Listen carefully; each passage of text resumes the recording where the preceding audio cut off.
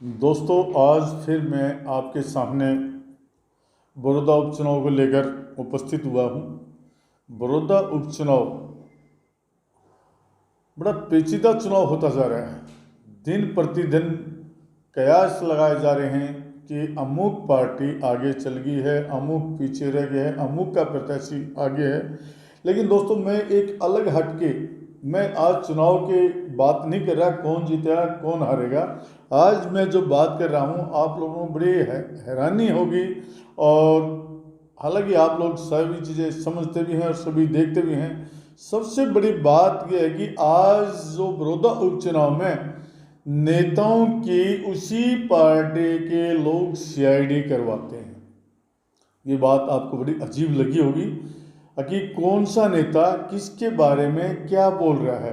और मज़े की बात यह है कि जो कई नेता, मैं अब पार्टी का नाम लूँगा तो आप लोग बड़े होंगे, कांग्रेस में गुटबाजी हैं कहने को सभी एक मंच में दिखाई दे रहे हैं। और सभी कांग्रेसी ये भी कह रहे हैं कि हमारे अंदर किसी प्रकार की गुटबाजी नहीं है। लेकिन अंदरूनी सूत्र, और मैं कई नेताओं के साथ में रहा भी हूँ और मैंने देखा भी है बड़ौदा उपचुनाव के अंदर, नेताओं के पीछे एक नेता, उसके पीछे दो नेता, और इस तरह की सिस्टम बना रखा है एक दूसरे की सीआईडी। और सबसे बड़ी बात तो ये है कि लोग फोन ऑन करके और गाड़ियों में बैठ जाते हैं ताकि अगले को लाइव सुनता रहे कि क्या क्या बातें हो रही हैं।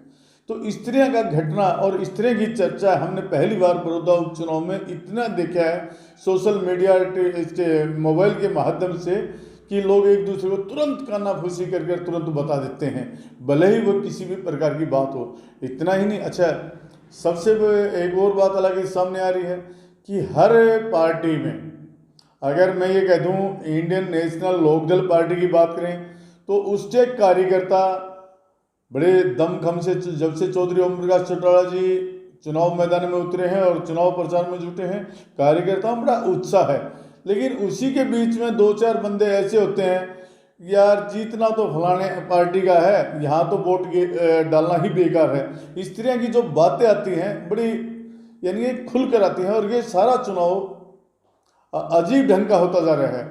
और जहाँ कांग्रेस की बात करते हैं, कांग्रेसी नेताओं की एक दूसरे की देखते हैं, यार ये अमुक उसका ग्रुप का है, ये उस ग्रुप का है, ये उस ग्रुप का है, ये वहाँ जाकर इसने ये भाषा बोली, इसका क्या अर्थ निकलेगा। यानी शब्दों के अर्थ निकालने पर लगे हुए हैं। भारतीय जनता पार्टी के कई दिग्गज नेता सुबह निकलते हैं चुनाव प्रचार में। मैं इसमें किसी पार्टी का नहीं मैं आलोचना कर रहा हूँ, लेकिन जो अंदर की बातें मैं आज बड़ा खुलकर बता रहा हूँ आप लोगों को। मैंने ऐसे ऐसे कार्यकर्ता भी देखे हैं जो पार्टी के होते हुए वरिष्ठ पदों पर विराजमान हैं, लेकिन जब लोगों के बीच में बैठता दूसरी पार्टी के नेताकार प्रत्याशी का नाम लेकर कहते हैं यार जीतना तो वही बंदा है यहाँ से।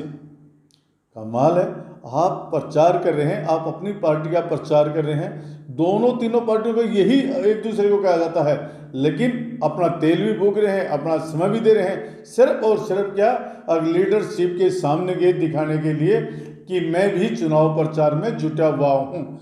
लेकिन सच्चाई ये है, पार्टी सभी पार्टियों के लिए मैं वो कर रहा हूँ, अगर उनकी देखी जाए बारीकी से तो वे कार्यकर्ता अपने पार्टी के प्रति काम करने की बजाय लोगों के बीच में जब बैठते हैं तो अपनी ही पार्टी के प्रत्याशी को हराने की बात करते हैं और दूसरी पार्टी के प्रत्याशी को जिताने की बात करते हैं। दोस्तों, बात ये नहीं है कि किस पार्टी में कौन प्रत्याशी है, बात यह है कि आज के दिन न तो मतदाताओं का न नेताओं का एक दूसरे पर आपस में विश्वास है। और सभी जो आए हुए हैं, बहुत सारे तो बहुत सीरियस लगे हुए हैं, जैसे प्रदेश के पूर्व मुख्यमंत्री भूपेंद्र सिंह हुड्डा हैं, दीपेंद्र सिंह हुड्डा, कुमारी शैलजा चुनाव मैदान में कांग्रेस के प्रत्याशी के पक्ष में आए हैं। भारतीय जनता पार्टी के भी कई नेता जो चुनाव पक्ष में अपनी मजबूती के साथ उतरे हुए हैं। डॉक्टर अरविंद शर्मा पिछले 2-3 दिनों से लगातार लगे हुए हैं। भारतीय जनता पार्टी के प्रदेश अध्यक्ष ओम प्रकाश धनखड़, और भारतीय जनता पार्टी अगर सबसे ज़्यादा वहाँ को मजबूती स्थिति में खड़ा है और मेहनत करने में लगे हुए हैं, बाकी तो सभी हैं, लेकिन पिछले कई दिनों से और पिछले कह दिया जाए 3 महीनों से अगर लगातार कोई लगा हुआ है तो भारतीय जनता पार्टी के संजय भाटिया जी जो करनाल से सांसद हैं वो लगे हुए हैं। लेकिन उन तक और बीजेपी हाईकमांड कहिए या प्रदेश के मुख्यमंत्री तक वो बातें नहीं पहुंच रही जो अंदर की बातें हैं।